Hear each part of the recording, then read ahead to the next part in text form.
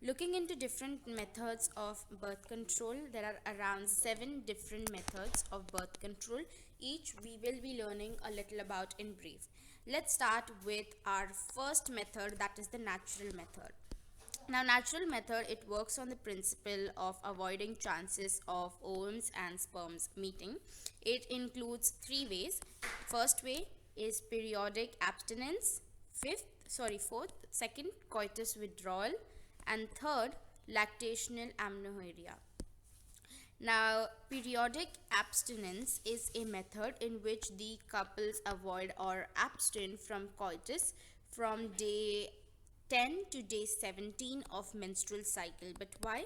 Because it's the time where ovulation could be expected, and as chances of fertilization are very high during this period, it is called as the fertile period, and you simply shouldn't have sex during this period. Therefore, by abstaining from coitus during this period, conception could be prevented. Second method which we have is coitus withdrawal. Coitus withdrawal is another method in which the male partner withdraws his penis from the vagina just before ejaculation to avoid insemination. Now, it is one of the oldest method of voluntary fertility control. And third method is lactational amenorrhea. That is the method based on the fact that ovulation and the cycle does not occur during period of intense lactation following parturition. Therefore, as long as the mother breastfeeds, the chances of conception are almost nil. Moving on to our second method of birth control, that is the barrier method. And barriers could be involved in mechanical barriers, like prevent the ovum and the sperms from meeting physically with the help of barriers. Like, wait, how does this work exactly? First of all, they are available both in males and females. Our first very barrier and most commonly used barrier is condoms. Condoms are barriers which are made of thin rubber or latex sheath, which are used to cover the penis in the male or vagina and cervix in the female just before coitus, so that the ejaculated semen would not enter into the female reproductive tract, thereby preventing misconceptions. Using condoms also protects the user from contracting STDs and AIDS, and both female and male condoms are disposable and can be self-inserted. One common condom is Nirod. Moving on to our second barrier, that are known as cervical caps. What are cervical caps? These are basically the caps which are barriers, are made of rubber, which are inserted into the female reproductive tract to cover the cervix during coitus. Now, the third is vaults, which is kinda similar to the cervical caps, and third is diaphragms, which are again similar to vaults. Moving on to another method of birth control, that is the chemical method of spermicides.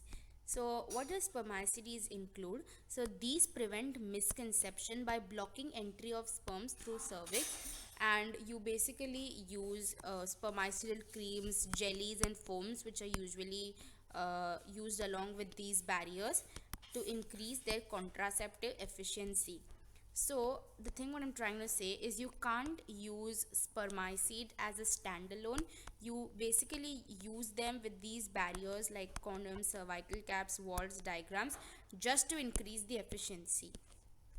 Moving on to the next type of method of birth control, that is IUDs. IUDs full form stand for intrauterine devices. There are 3 types. First is the copper releasing IUDs. Let's dive into what's copper releasing IUDs. Now, copper releasing IUDs include Cu2, Cu7. Okay, and then next type we have is hormone releasing IUDs, and then non-medicated IUDs. So on the other hand, your non-medicated IUDs are known as Lippes loop, and your hormone releasing IUDs are known as LNG20 and progesterate. Now, what do IUDs, how are they inserted, and how does it function?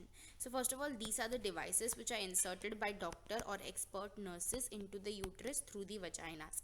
These increase the phagocytosis of sperms within the uterus, and copper ions release suppresses sperm motility and fertilizing capacity of sperms.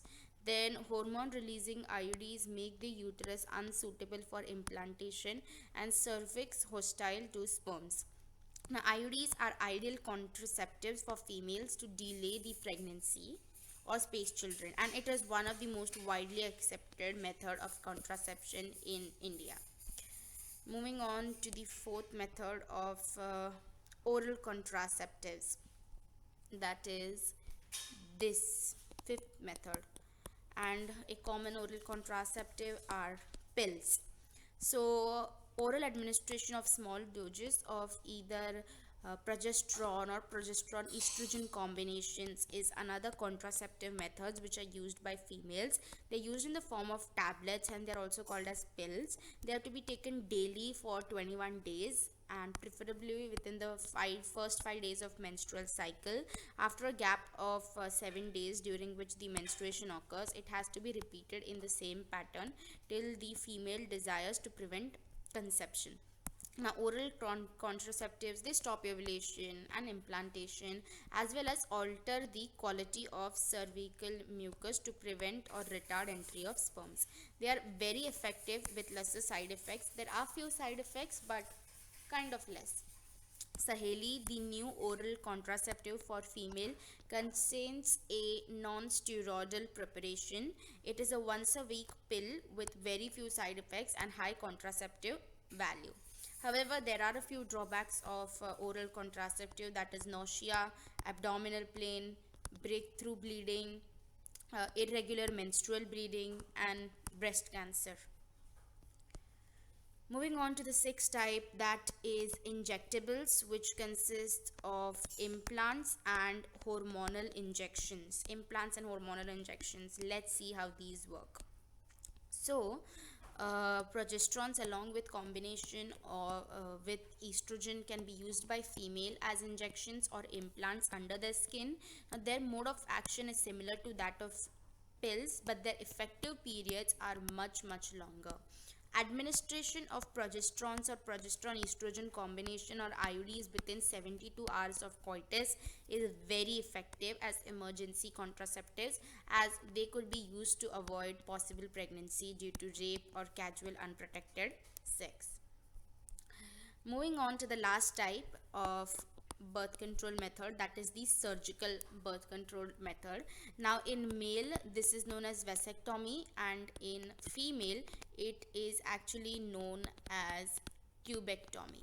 Okay, let's see the surgical methods. So surgical methods, also called as sterilization, it's a terminal method advised for the male and female partner to prevent any more pregnancies. Surgical intervention, it blocks the gamete transport and it prevents conception. Now, it is called vasectomy in males and tubectomy in females. Now, in vasectomy, what happens? A small part of this vas deferens is removed or tied up through a small incision on the scrotum. Whereas in tubectomy, the small part of the fallopian tubes is removed or tied up through a small incision in the abdomen or through the vagina. Now, these techniques are highly effective, but since they are used to prevent any more future pregnancies, the reversibility is very poor. So once you have it, you're infertile. You cannot have kids anymore.